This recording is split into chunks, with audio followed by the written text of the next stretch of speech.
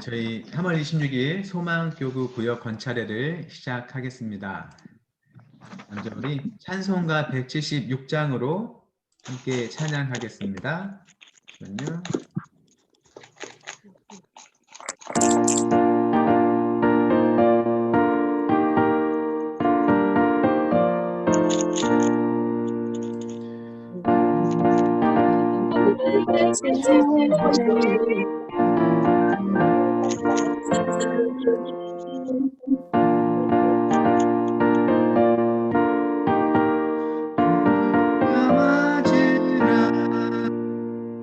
주 안에서 우리 마음이 깨끗하게 되어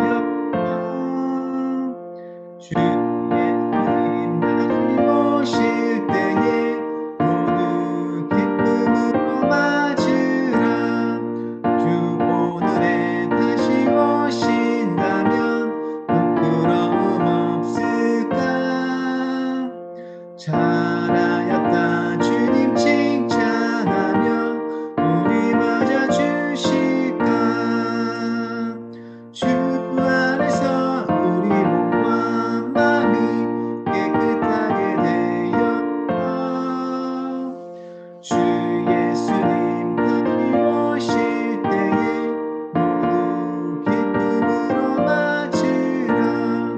주 예수님 맡겨주신 일에 모두 충성 다했나.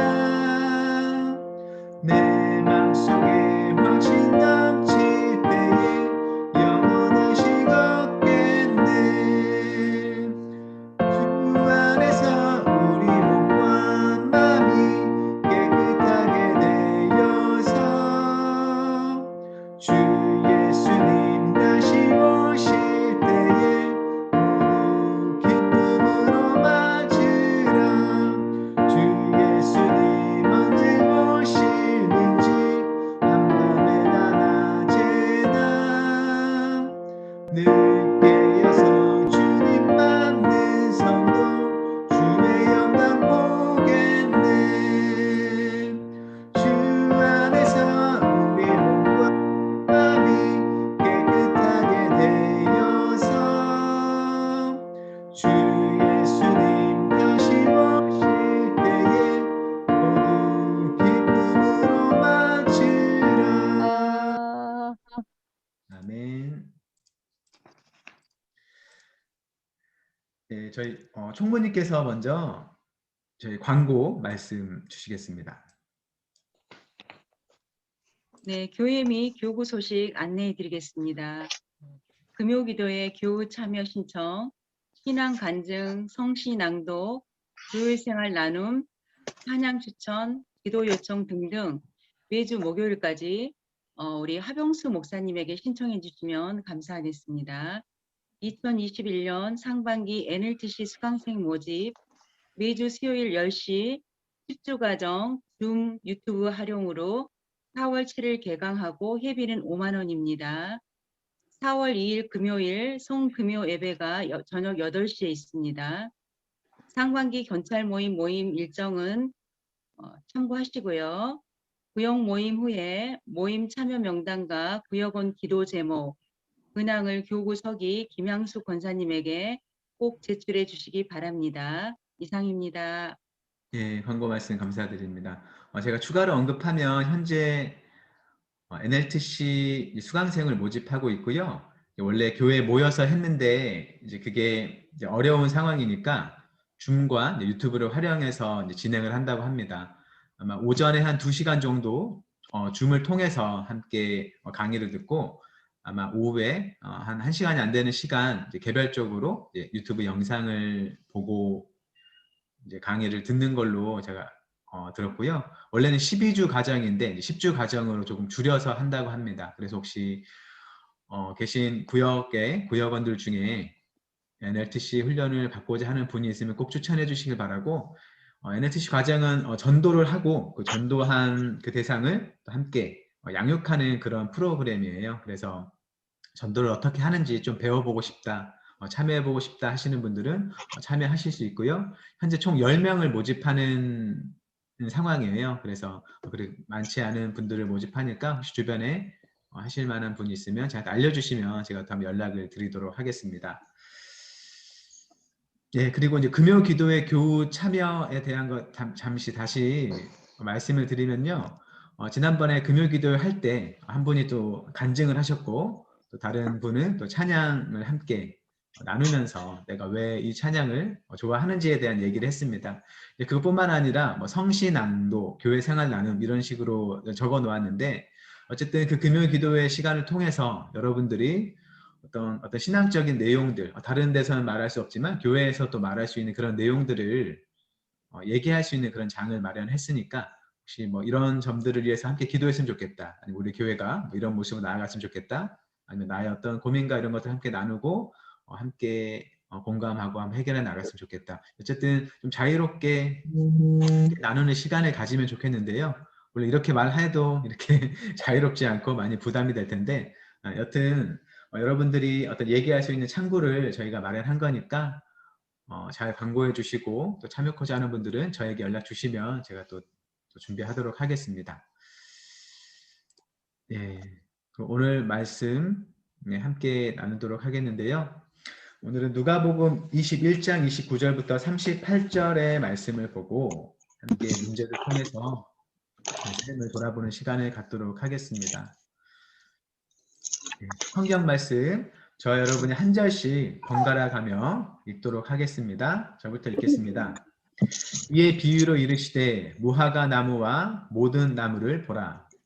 다시 나면 너희가 보고 여름이 가까이를 연애하나니 이와 같이 너희가 이런 일이 일어나는 것을 보거든 하나님의 나라가 가까이 온 줄을 알라.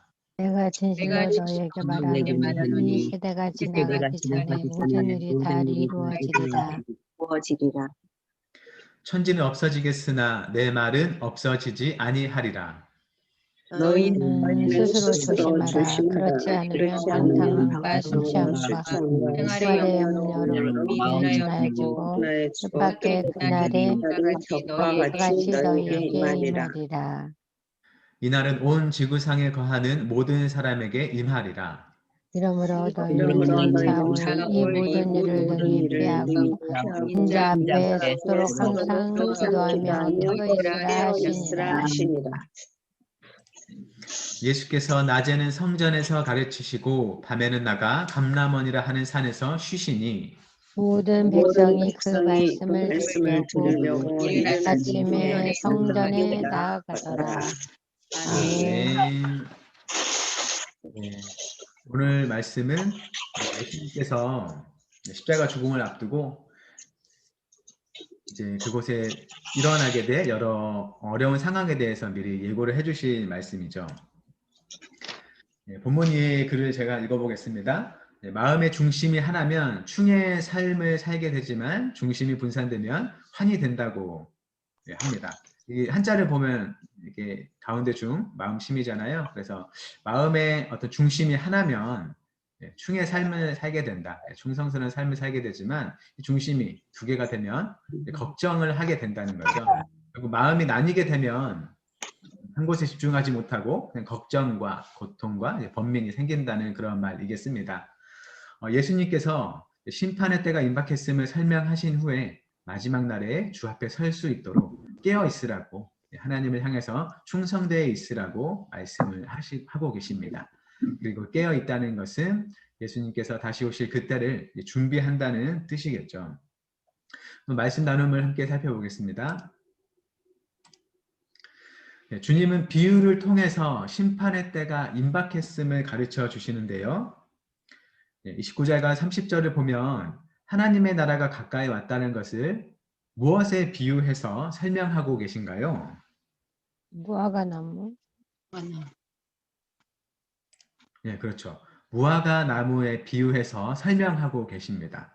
나무에 싹이 나면 무화과 나무에 싹이 나면 여름이 가까운 줄을 알게 되는 것처럼 예수님께서 이러이러한 징조들을 일러주셨는데 그 징조들이 보이면 예루살렘에 대한 심판과 하나님의 나라가 가까이 왔다는 것을 알아야 한다라는 걸 설명해 주시는 것이죠. 문제에 대한 해설을 함께 보겠습니다. 구약의 예언서에서뿐만 아니라 예수님의 교훈에서도 무화과 나무는 이스라엘에 대한 심판 주제와 관련하여 자주 등장합니다라고 하죠.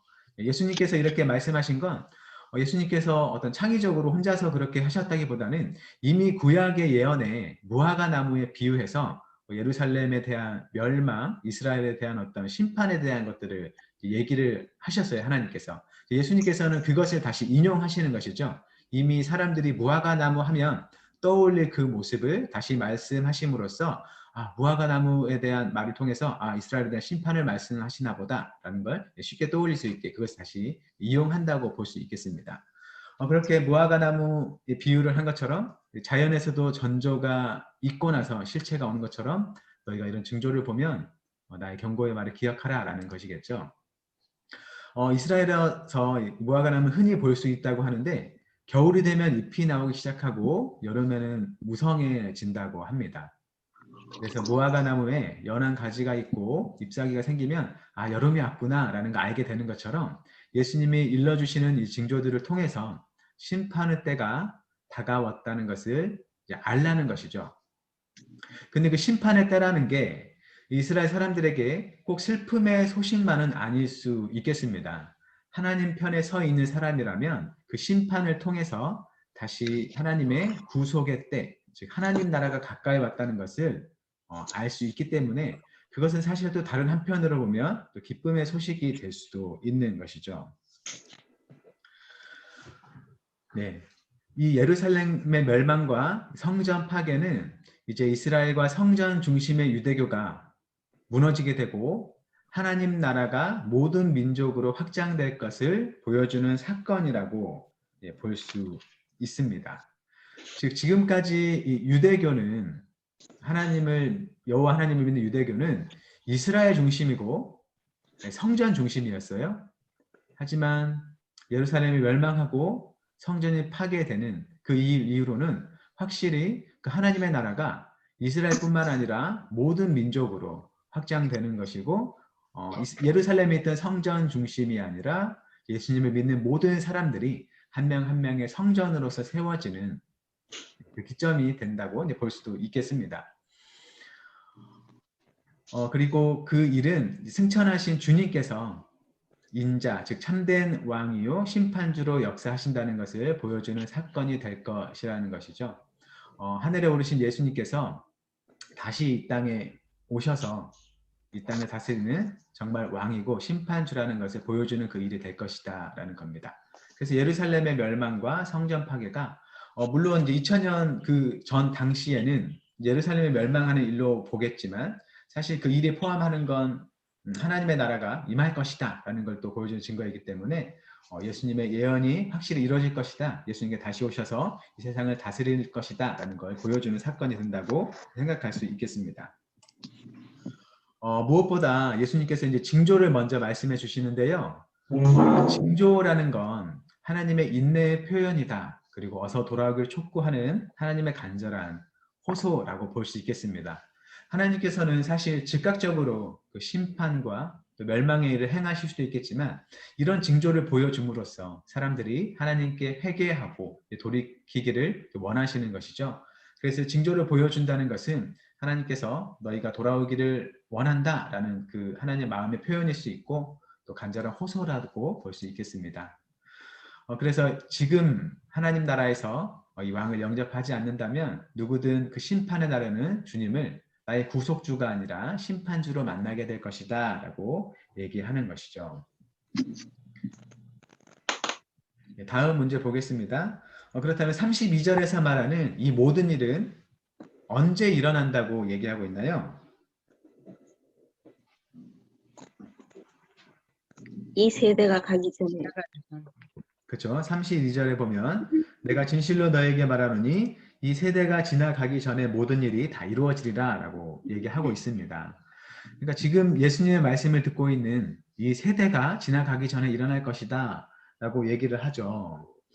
지금 제가 그 교환을 드렸는데 이제 교환은 이제 매일 성경에서 제공하는 그 내용이었고 제가 보니까 조금 이제 오해할 수 있는 해석인 것 같아서 제가 좀 다시 좀 고쳐서 PPT를 만들었어요. 그래서 다시 설명을 드리는데요.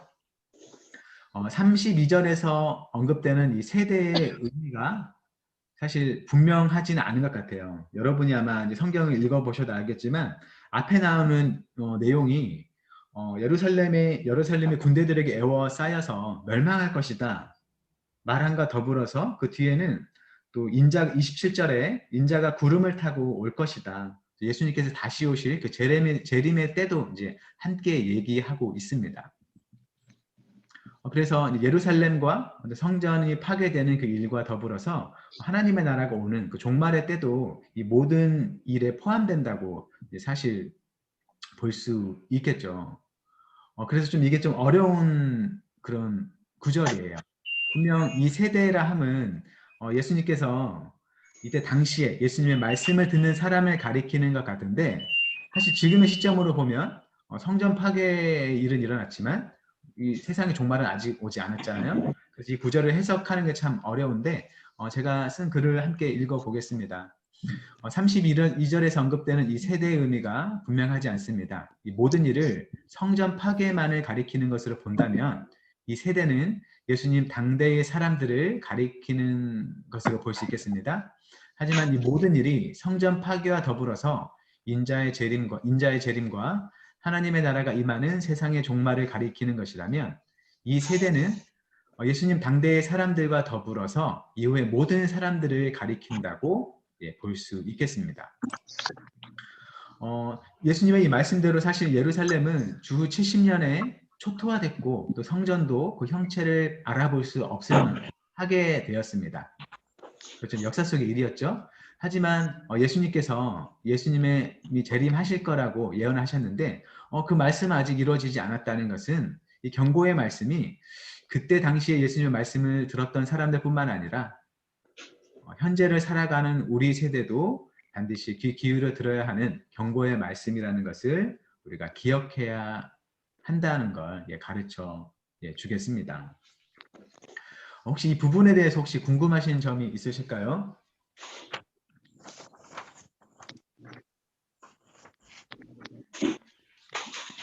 질문 없으세요?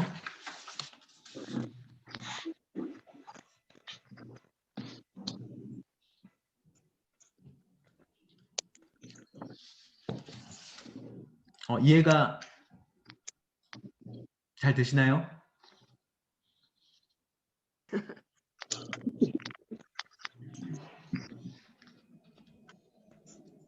지나가겠습니다. 네, 다시 한번. 혹시 제가 설명드린 내용이 조금 좀 이해가 안 된다든지 좀 다른 의견이 있다든지 하면 말씀해 주시면 좋겠습니다.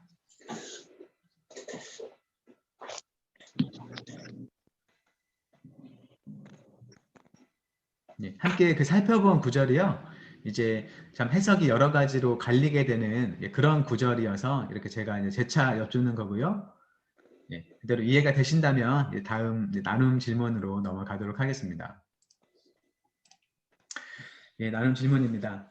무성한 잎사귀가 다가올 여름을 알리는 신호인 것처럼 주님은 지금도 다양한 징조로 재림의 때가 멀지 않았음을 보여주십니다. 그렇다면 우리를 근신하게 하는 징조에는 어떤 것들이 있을까요? 한번 얘기를 나눠보시죠. 속에서 염려하지 말고 네. 늘 기도하고 깨어 있으라. 네네. 마음 준비를 하고 있으라. 네네. 네. 그렇죠. 깨어 있으라. 네.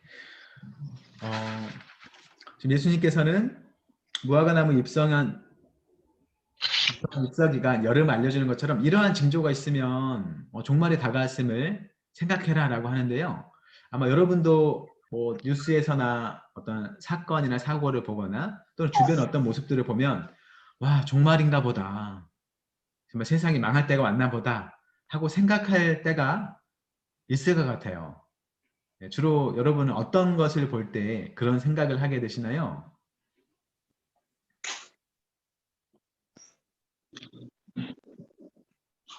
우리 김양숙 권사님. 이제 코로나나 자연재해 같은 거 아니면 요즘에 나오는 뭐 가족 간의 살인 뭐 이런 거.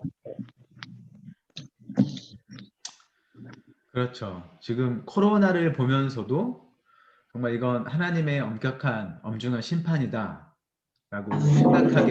생각하는 분도 있고, 또 그것과 연결지어서 정말 세상에 끝이 왔나 보다라고 생각하는 분도 계실 거예요. 그뿐만 아니라 엄청 큰 대지진이라든지 뭐 2004년에 있던 뭐 쓰나미라든지 큰 일을 겪게 되면 아, 세상에 끝나나 보다 하는 그런 생각을 갖게 하죠. 그렇죠? 그런 일이 있을 때는 사실 많은 사람들이 겁을 먹고 또 신앙으로 돌이키기도 하고, 원래 믿는 사람도 원래 살던 삶을 다시 한번 반성해보고 하나님 앞에 바로 서기 위해 또 애쓰게 되는 것 같습니다. 혹시 또 다른 모습들이 있을까요?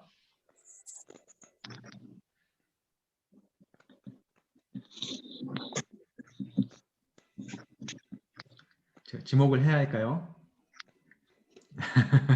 네. 예.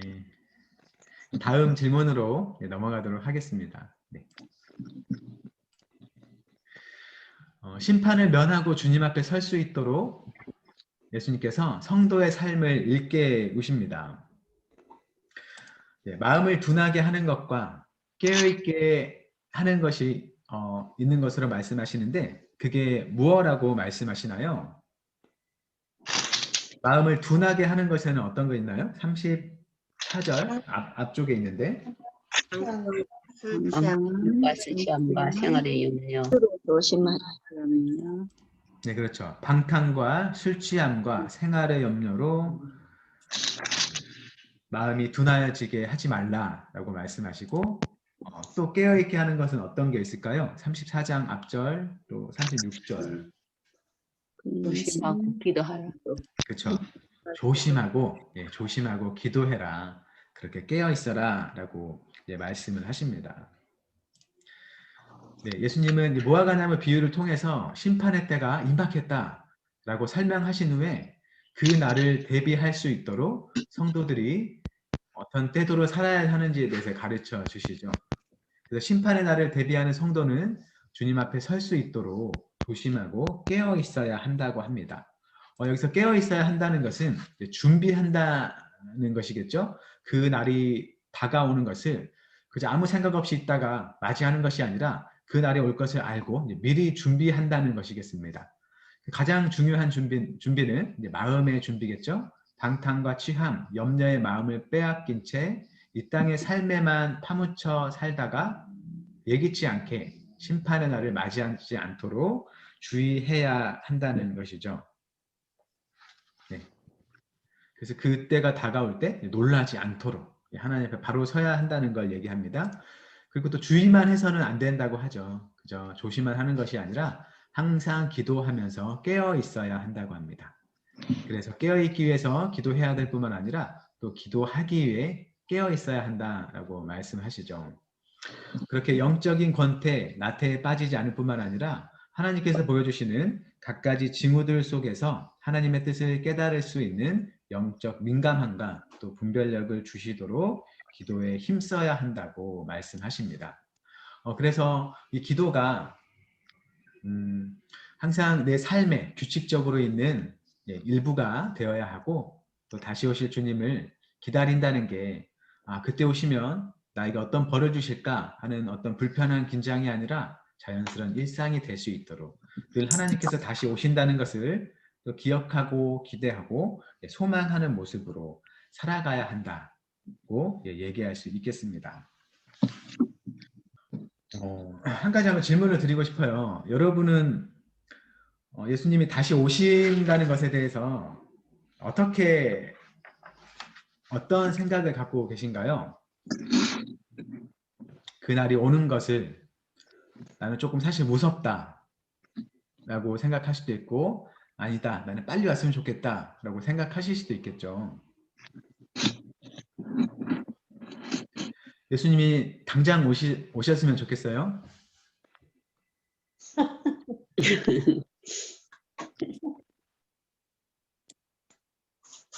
네, 그렇게 생각하시는 분도 계실 테고, 아니다.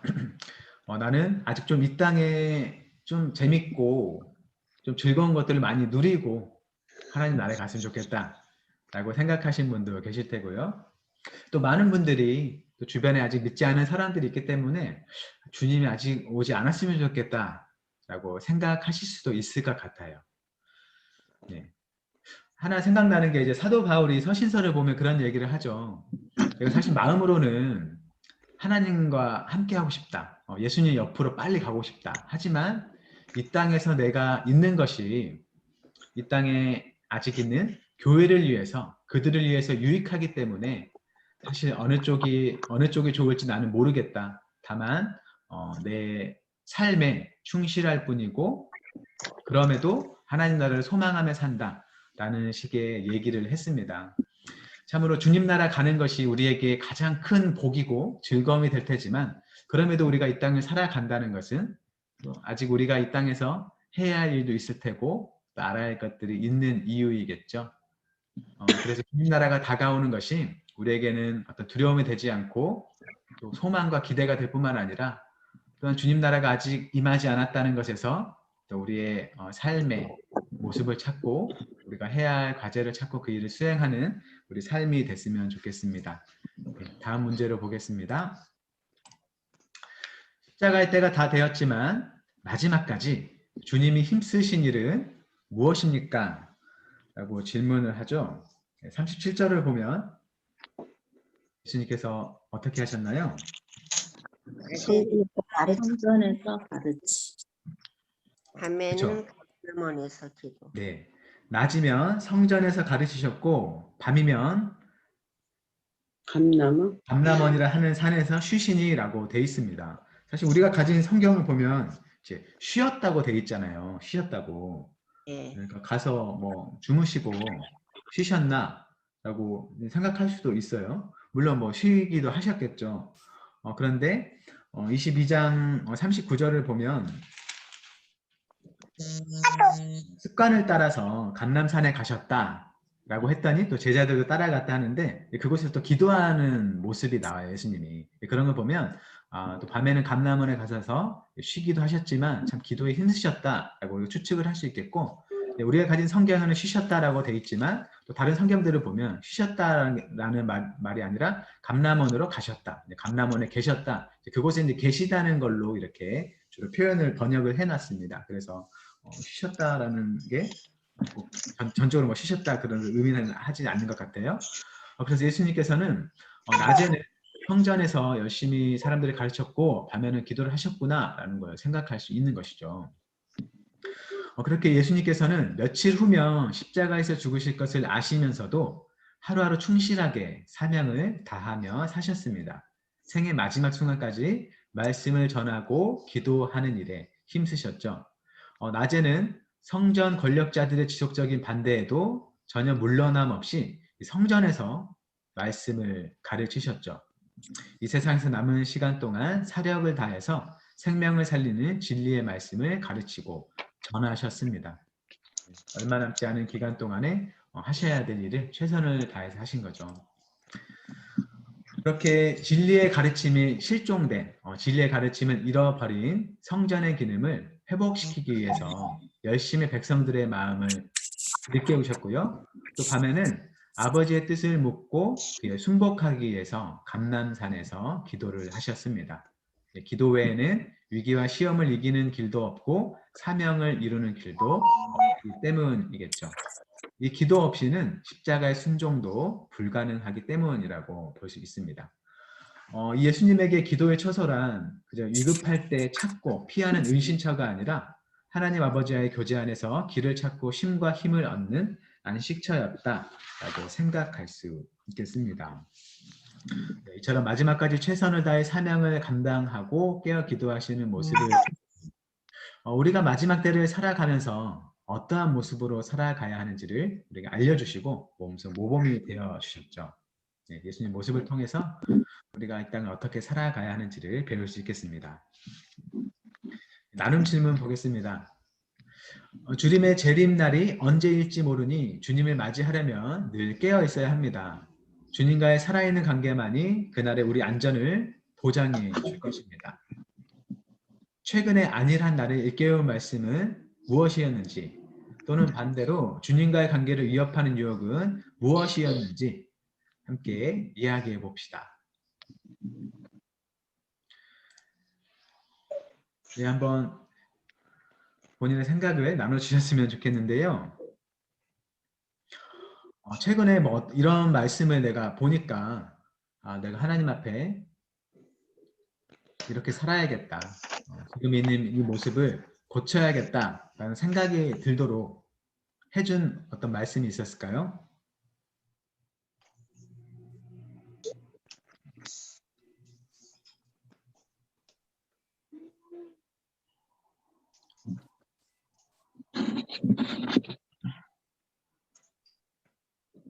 네, 이광희 원사님 한번 나눠주실 수 있을까요?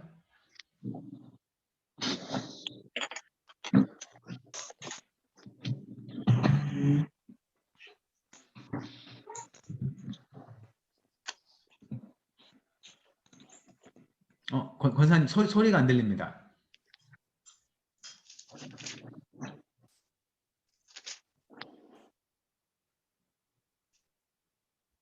네요? 네, 이제 들려요. 네네. 네.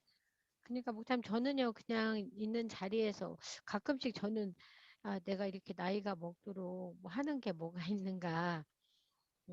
뭐 이제 우리 뭐 말씀 누가 보내주는 거 보면 몇 살에는 막 뭐 나이 먹어도 뭐도 하고 하신 분들이 참 많잖아요. 전도하러 막 외국에도 가고 타지로다가 나는 이 나이 먹도록 뭐 했나 가끔씩 그런 생각해요. 근데 이제 그러다 보면 그렇지. 그러니까 내가 할 수 있는 거 기도하면서 또 이렇게 뭐 직접 막 먼데 몽골 뭐 이런 데 가지는 못하니까 또 선교할 수 있는 또 우리가 헌금할 수 있는 이런 기회 자리에서 최선을 다하는 게 하나님 보시기에 좀 아름답지 않나. 네. 네, 나름 감사드립니다. 소리가 조금 작게 들려서요. 네, 네, 여튼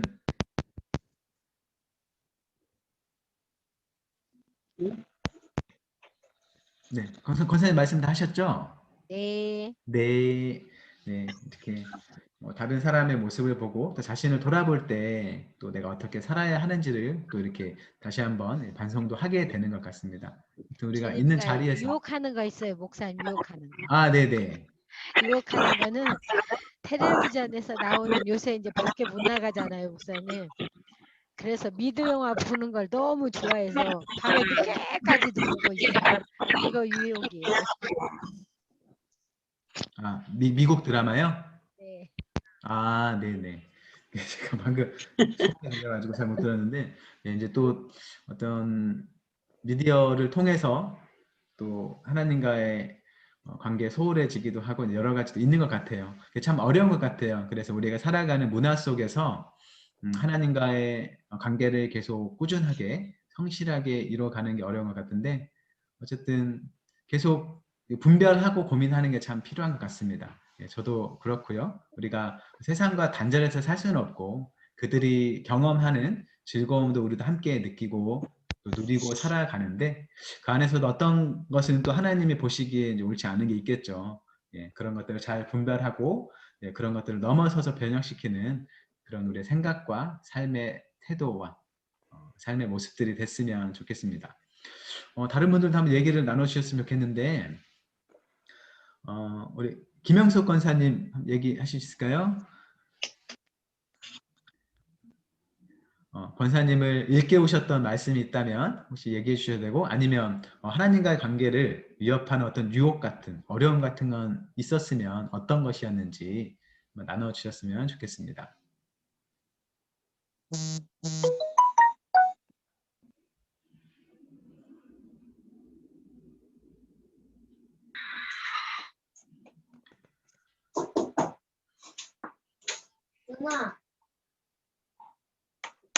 저는 저희가 항상 죄인이잖아요. 네네. 죄인으로서 항상 회개하고 살아야 된다 막 이런 말씀을 많이 듣는데 네. 이제 내가 왜 죄인인가에 대해서 되게 생각을 못했어요. 네. 나 정도 살면 착하지 않나? 이렇게 아, 생각했었는데 네. 왜 이렇게 죄인이라고 할까 막 이런 거에 대해서 생각하다 보니까 제가 이제 항상 좋게만 생각하는 건 아니잖아요. 속으로 생각하는 여러 가지 죄가 있잖아요. 네, 네. 그런 것들이 죄인이라고 하는 거구나 하는 거를 이제 요즘 들어 느끼는 거예요. 음, 그래서 인간마다 갖고 있는 자기만의 생각, 아집이라든가 뭐 이런 것들이 내가 죄인이라고 하는 거였구나 하는 거를 이제야 느껴가지고 죄송합니다. 아, 네. 나눔 감사합니다. 네, 그런 게 네, 있어요. 네, 네. 그러면 이제 내가 죄인이구나라는 것을 좀 느껴가면서 동시에 네, 또 하나님이 이런 나를 용서하고 받아주셨구나라는 것도 함께 느끼시겠네요. 네. 네, 알겠습니다. 네, 나눔 감사드리고요. 혹시 우리 조혜숙 권사님 한번 얘기할 수 있을까요? 네, 네, 저는 요즘 그 애들을 돌보면서 바쁘게 다니다 보니까 항상 제 마음속에는 애들이 먼저 있었던 것 같아요. 네, 그리고 코로나 때문에 그 교회를 자주 못 가면서도 좀 그 생활에 너무 이렇게 젖는 거 아닌가 싶기도 하고 하루하루 하다 보면 언제 아침이고 언제 저녁인지 막 머릿속에 남는 것도 없고 어떤 때는 제가 정말 아, 이런 생활을 해도 되나 싶은 생각이 들 때도 많거든요, 사실. 네, 그래서 이렇게 마음속으로 다짐을 하고 또 한 번 돌아보고 기도하고 하지만 또 그 다음날 되면 또 잊어먹고 또 같은 생각을 반복하는 게 좀 부담이에요. 그러시구나. 네. 권사님이 말씀하신 그 내용이 되게 많은 사람들에게 해당되는 내용일 것 같아요. 그러니까 우리가 어떻게 쉽게 바꿀 수 없는 되게 반복되는 비슷한 삶 속에서 좀 주님을 놓칠 때도 있고 좀 그 안에서 좀 하나님이 주신 어떤 신선한 어떤 은혜 또 하나님을 향한 열정을 참 느끼기 어려운데 그럼에도 그 안에서라도 또 하나님을 또 찾고 내가 할 수 있는 모습으로 주님을 찾는 게 우리에게 주어진 그런 일인 것 같습니다. 네, 저도 마찬가지예요. 저도 너무 하루가 뭐 일주일 너무 빠르게 돌아가면서 내가 하나님 앞에 잘 살고 있나라는 걸 좀 돌아보게 되는데 뭔가 마치 껍질을 깨고 나오듯이 뭔가 좀 도약해야 될 그런 게 느껴지면서도 쉽사리 되지 않는 그런 걸 좀 경험하긴 합니다. 여튼 이제 그럴 때마다 그런 것들을 잘 기억하고 도전해 나가는 우리 삶이 됐으면 좋겠고요. 우리 최현희 집사님도 한번 나눠주실 수 있을까요? 오셨는데 화면을 켜셨는데 그 음소거가 돼 있어요, 집사님. 음소거. 여기에 해당되는 말씀일지 잘 모르겠는데요. 네. 저는 좀, 좀 힘들면 조금 하나님을 생각하기 전에 제가 혼자 많이 좀 우는 편이에요. 아, 네. 그냥 혼자 조금 울고 그냥 운전할 때도 좀 잠깐씩 울 때가 많은데 그러면 조금 해소가 되더라고요.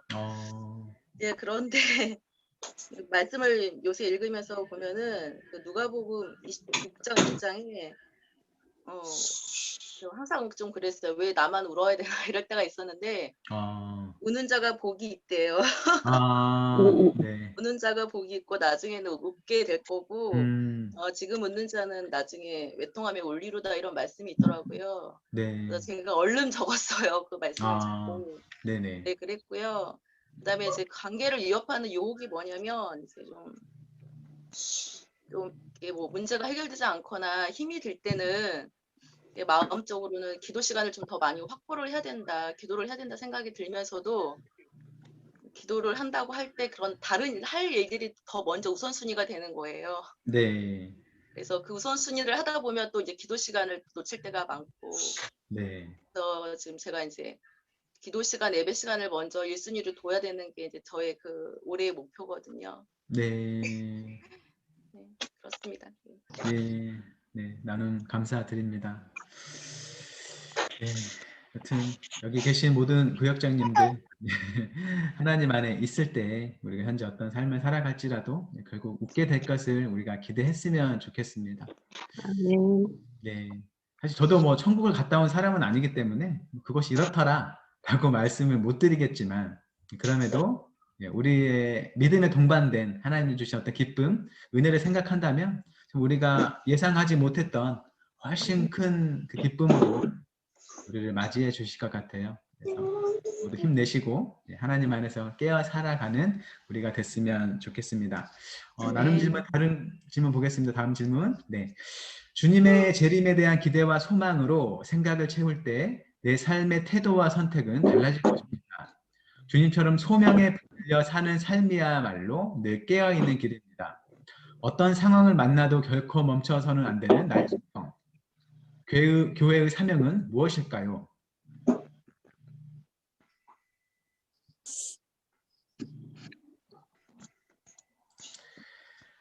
네. 이제 뭐 나의 소명은 무엇이다 라는 걸 말씀하기가 어려울 수도 있겠죠. 그래서 한번 질문을 조금 더 넓혀봐서 대상을 넓혀봐서 지금 이 시대에 아직도 많은 사람이 하나님 알지 못하는 이 시대를 살아가는 우리가 볼 때 교회가 멈춰서는 안 되는 그 일은 무엇이 있을까요? 한번 생각을 해보죠. 어떤 게 있을까요? 전도해야 하는 거죠. 전도해야 하는 거. 그렇죠. 이제 전도를 멈춰서는 안 되겠죠. 그렇죠? 또 뭐가 있을까요?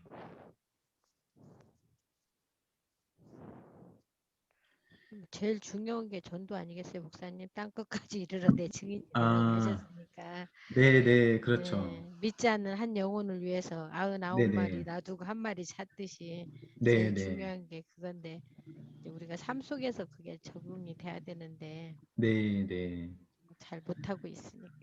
네, 그렇죠. 전도가 정말 중요하고 주변에 믿지 않는 사람들, 하나님 알지 못하는 사람들에게 주님을 전하는 게 굉장히 중요하겠습니다. 사실 이제 질문이 뭐 꼭 전도 정말 중요한데 이제 전도가 무엇인가에 대해서는 또 이제 굉장히 폭이 넓고 그뿐만 아니라 뭐 교회가 그러면 전도만 하고 뭐 우리가 뭐 예배는 멈춰도 되냐라고 물어보면 또 그건 또 아니죠.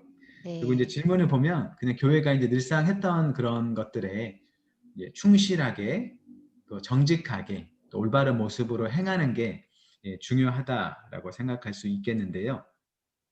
여튼 하나님의 뜻에 바로 서서 전도도 하고 예배도 하고 또 봉사와 교제를 하는 것들이 다 중요하다고 하겠습니다. 중요한 건 그런 모든 일의 중심에서 하나님 앞에 깨어서 그 일들을 행하는 게 중요하겠죠. 전도를 한다고 하지만 근데 바울도 얘기했던 것처럼 옳지 못한 뭐 동기로 하는 사람들이 있다라고 경고하는 것도 있잖아요. 분명 전도를 하는데 물론 이제 바울은 그렇게 전도를 하더라도 뭐 예수님이 전해지니까 나는 그것도 좋다라고 말하지만 또 한편으로는 옳지 못한 동기로 하는 그 전도라는 것이 하나님 앞에 과연 옳은 것인가를 생각해 보면 그렇지 않다는 것도 생각할 수 있겠습니다. 그래서 늘 깨어 있어야 한다는 것을 우리가 배우는 이 상황에서 보자면 교회의 사명은 전도도 열심히 하고 예배도 열심히 드리고 여러 가지 우리가 해야 될 일들을 감당해야겠지만 그 모든 것들이 하나님께서 보시기에 올바른 방법으로 이루어지도록 분별하고 깨어서 해야 하는 것 그게 또 중요하다고 얘기를 할 수 있겠죠. 혹시 더 나누고 싶은 말씀이 있을까요?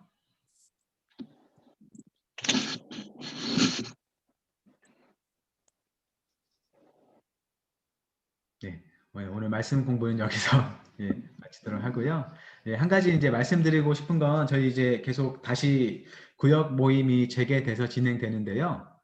줌을 통해서 하실 수 있는 분들 줌을 통해서 하고 또 소수 뭐 4명 이하로 해서 만나실 수 있는 분들을 만나서 하는데 혹시 그 자리가 뭐 진행하시기 어렵거나 또는 줌을 사용하는 게 불편하시고 좀 도움이 필요하다면 저한테 언제든지 말씀해 주시면 제가 줌 모임을 열어서 초대를 해서 함께 진행도 하고 여러분 모임할 때 함께 하도록 하겠습니다.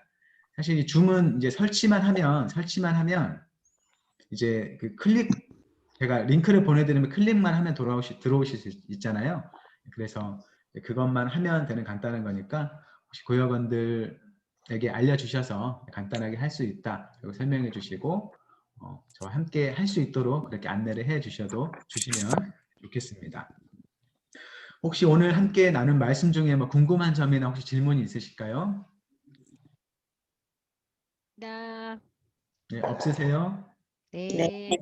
네, 함께 해주셔서 감사드리고요. 그리고 마지막으로 함께 기도하고 마치도록 하겠습니다. 네, 말씀을 기억하면서는 이렇게 기도했으면 좋겠습니다. 네, 깨어있는 제자로 매 순간 주님의 시간에 참여하게 하소서. 공동체를 위해서 주님 앞에 함께 서는 그날까지 저희에게 주신 시대적 사명을 잘 감당하게 해주세요 라고 기도해 주시면 좋겠고, 우리 교회를 위해서는 우리가 여전히 온라인으로 여러 곳에서 예배를 하는데 예배하는 모든 곳에 하나님께서 크신 영광으로 함께 해주시도록, 또 우리 상반기 한영대학을 통해서 하나님을 만나고 알아가고 자라가는 일이 있을 수 있도록, 또 여전히 사순절 기간을 지나고 있는데 예수님의 고난의 길을 따르며 세상을 살리는 교회가 될 수 있도록 기도해 주시고, 또 세상을 위해서는 코로나 바이러스가 얼른 사라질 수 있도록, 또 여러 시험과 취업과 진급 진로 그렇게 장래를 준비하는 이들의 앞날을 하나님께서 열어주시도록 우리 함께 기도하겠습니다. 기도하겠습니다.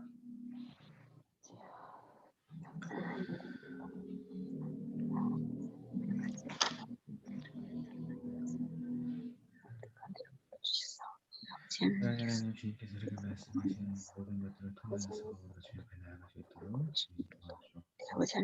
우리에게 깨어있으라고 말씀하실 때 이들을 통하여서 주님 앞에 살아가도록 주님 도와주옵소서. 하나님 주께서 우리에게 미리 징조를 주시고 그들을 볼 때에 주님 날이 따라가는 것을 생각하게 하십니다. 내가 겪는 삶에서 하나님의 경고를 듣고 하나님의 속히 도로시킬 수 있도록 우리를 인도하여 주옵소서. 우리 모두가 하나님 앞에 서는 그 날까지 우리 주신 사명을 잘 감당하며 주 앞에 설 수 있도록 주님 도와주옵소서. 하나님, 우리가 여전히 코로나 속에서 힘들게 살며 불불이 흩어져 또 주님 예배할 때가 많이 있습니다. 하오나 주님께서 모든 것에 함께 하시는 주시기를 참으로 구합니다. 주님을 부르며 주님 위한 모든 곳에 하나님 임재하여 주시고 우리 예배를 기쁘게 받아 주옵소서. 우리가 행하는 한영대학을 통해서 주님께서 우리를 만나 주시고 원하고 알지 못했던 하나님의 그 사랑과 은혜를 깨달은 은혜가 있게 하여 주시고, 사순절을 지나며 우리 삶을 주님께서 도와주시어서 주님 닮게 하시고 주님 가신 길을 함께 걸어갈 수 있도록 주여 도와주옵소서. 여전히 코로나로 인해서 고통받는 많은 사람들이 하나님 도우심을 통해서 치유받고 회복될 수 있도록 주여 도와주시고, 모두가 참으로 안전하고 평온하게 살아가는 그 날이 올 수 있도록 우리를 도와주옵소서. 참으로 어려운 시기에 앞날을 준비하는 많은 사람들의 삶을 주님께서 들어주시고 하나님께서 도와주사 우리가 주님 안에서 행복할 수 있도록 하나님의 삶을 돌보아 주옵소서. 함께하여 주옵소서.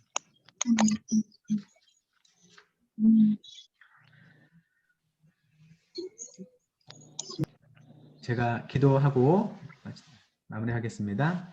사랑의 하나님, 오늘도 우리 소망교구 고역장 부고역장님들을 또 모아주셔서 함께 주님 말씀 보고 또 말씀에 비추어 우리 삶을 나누게 해주시니 감사를 드립니다. 아멘. 하나님께서 참으로 주님의 사람들을 부르시며 하나님의 새로운 생명과 영원한 생명을 주셨습니다. 우리가 늘 그 은혜 안에 살아갈 뿐만 아니라 하나님께서 참으로 이 세상의 모든 것들을 바꾸시고 새롭게 하실 그 날이 올 것을 우리에게 가르쳐 주셨습니다. 그 날이 다가오면 우리가 놀람으로 맞이하지 않게 하시고 주님 안에서 늘 깨어 기도하며 준비된 자세로 주님을 맞이할 수 있도록 주여 도와주옵소서. 우리 삶을 둘러싼 여러 환경들이 우리 마음을 힘들게 하고 또 하나님으로부터 우리 눈과 마음을 돌리게 합니다. 그러한 것들을 분별할 수 있도록 하나님 지혜를 주시고 무엇보다 하나님을 향할 사랑과 충성된 마음으로 늘 살아갈 수 있도록 주여 도와주옵소서.